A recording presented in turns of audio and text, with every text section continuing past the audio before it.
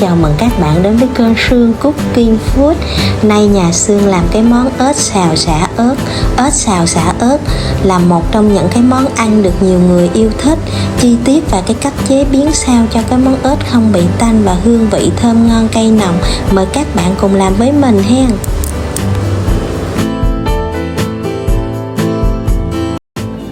Ở đây mình có nửa ký đùi ớt mình đã rửa sạch với muối và rượu nha các bạn.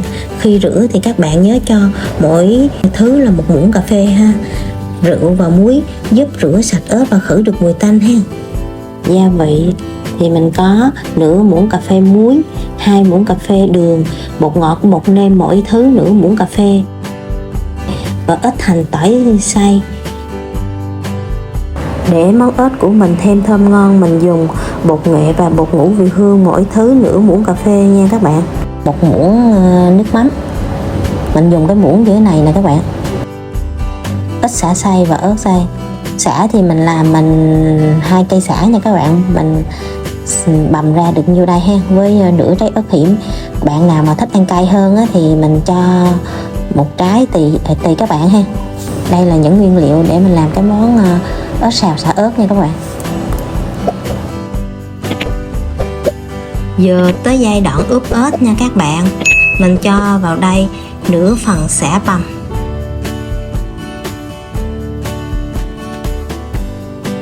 và hành tỏi mình cho mỗi thứ nửa phần ha, còn nửa phần để lại. Cho phần muối vào luôn,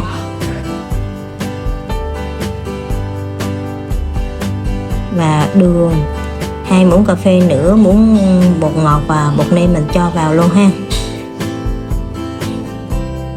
Và mình cho bột nghệ nửa phần, bột ngũ vị hương nửa phần luôn ha.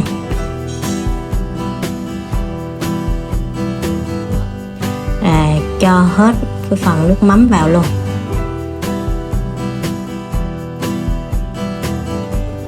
Rồi mình cho thêm nửa muỗng cà phê tiêu xay với 1 muỗng ớt khô rim nha các bạn. Lúc này thì mình xóc đều lên cho cái phần ớt để nó thấm đều gia vị ha. Mình ướp để đây trong vòng 20 phút đến 30 phút cho ớt thấm đều gia vị, rồi mình mới tiến hành đi xào nhau các bạn.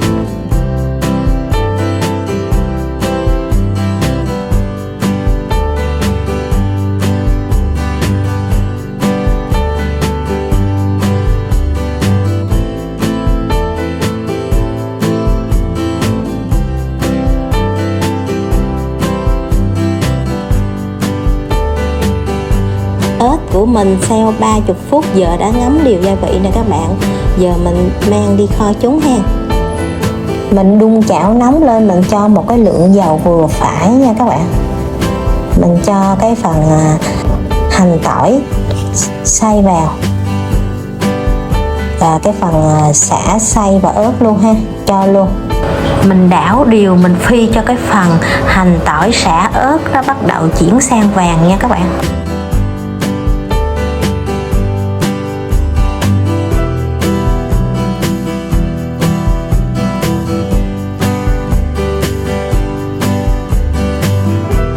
Mình cho thêm bột nghệ và bột ngũ vị hương vào, mình đảo thêm tí xíu cho thơm lên.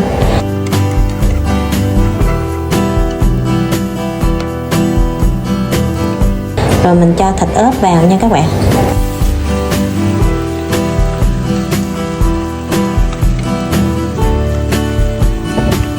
Lúc này mình xào lên cho cái phần thịt ớt nó săn lại. Lúc này mình để lửa lớn nha các bạn. Mình xào đều để cho cái phần thịt ớt của mình nó săn lại và nó thấm gia vị cho nó được ngon ha. Cho nó rút cái phần nước gia vị, nó rút nó thấm vào trong thịt ớt của mình, giúp cho cái thịt ớt của mình nó được thơm ngon hơn ha. Để đảo tới đến khi cái thịt ớt của mình nó sang một cái màu khác nha các bạn, sang một cái màu tái hơn, nó tái cái màu thịt ớt mà các bạn thấy không, cái màu thịt ớt của mình khi mà nó đã tái và cái phần nó chín tới á.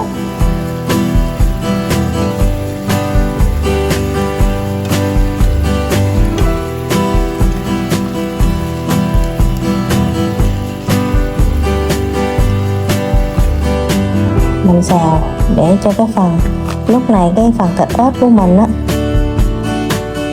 nó cũng đã bắt đầu chuyển màu rồi nè các bạn, nó không có còn hồng nữa ha, nó đã chuyển sang màu trắng á. Thịt ớt mình nó vừa chín tới ha. Lúc này á, thì các bạn sẽ hạ cái lửa nhỏ vừa vừa cho mình ha.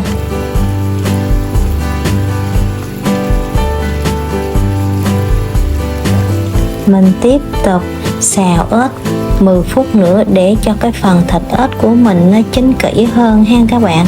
Lúc này các bạn nhớ là mình đảo nhẹ tay ha.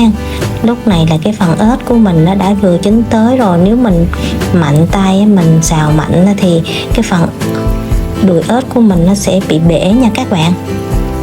Sau 30 phút cái phần nước nó cũng đã thấm vào trong thịt ớt nè các bạn. Nhìn lúc này các bạn thấy thịt ớt của mình trông rất ngon và hấp dẫn ha. Các bạn nhớ nêm nếm lại theo cái khẩu vị gia đình mình ha. Các bạn nêm lại cho vừa ăn là được ha. Lúc này cái phần thịt ớt của mình các bạn thấy không, nó rất là ngon luôn ha. Nó kêu cái phần nước thịt ớt và cái gia vị nó đã thấm đều vào ớt rồi nè. Lúc này là cái phần ớt nó khô lại, nó kẹo kẹo lại này.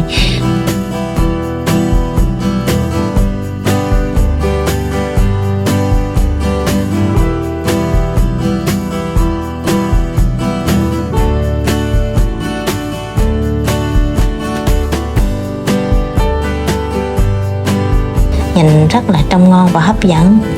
Cái phần thịt ớt của mình nó đã rám vàng như thế này nè các bạn. Lúc này là cái phần ớt của mình nó đã chín rồi đó các bạn, và nó đã thấm đều cái gia vị rồi đó.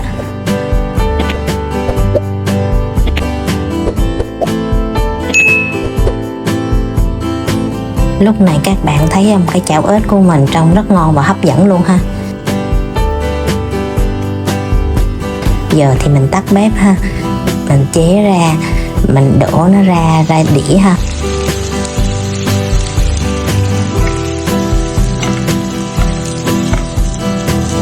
Các bạn thích cái món ớt xào sả ớt thì mình lưu ngay cái công thức này về, có dịp mình trổ tài mình nấu cho gia đình mình ăn ha.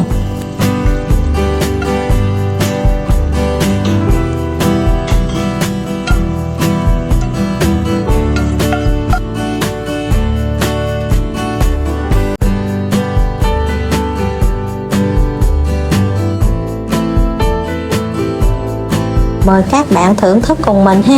Rồi mình thử cái món ớt của mình ha các bạn. Ngon lắm các bạn. Khi mình ăn vào á, mình cảm nhận được cái vị ngọt tự nhiên của thịt ớt đó các bạn. Nó kết hợp với sả ớt đó, nó có vị cay tê tê nơi đầu lưỡi của mình đó. Mình ăn vô mình cảm thấy nó rất là ngon và rất là đã đó các bạn. Thịt ớt nó thì nó săn, thịt ớt nó tươi và săn chắc nữa. Nó có cái độ mềm, giòn dai và nó rất thấm gia vị. Nói chung là nó rất là ngon các bạn. Đây là một cái món ăn lý tưởng để thay đổi cái khẩu vị trong những cái bữa cơm hàng ngày của gia đình mình ha các bạn. Chúc các bạn làm thành công. Sương cảm ơn các bạn đã xem hết video. Hẹn gặp lại các bạn video lần sau. Bye bye.